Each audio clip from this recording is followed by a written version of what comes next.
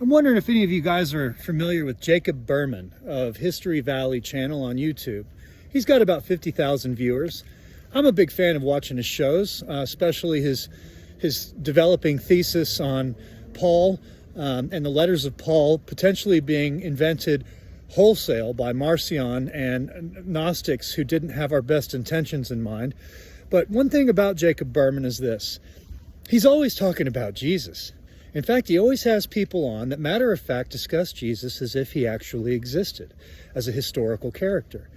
What Jacob absolutely cannot address is the fact that Judas was the actual living authentic person. Judas the Galilean was the authentic person for which Rome had to invent a doppelganger named Jesus.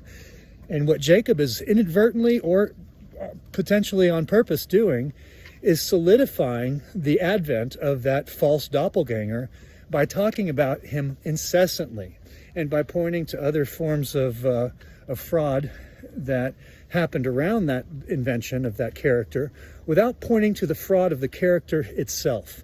So what I would like to do is go on Jacob Berman's Hstory Valley show and have a discussion with him about this very type of gatekeeping that keeps saying the word Jesus over and over and over again to solidify it in the mind of the listener, and without talking about Judas. Why won't he talk about Judas?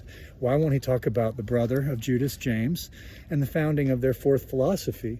What is it about a monetized history channel that doesn't want us to know that the original movement was anti-money? Is it a coincidence? Let's find out. It's a challenge, Jacob. Let's do it.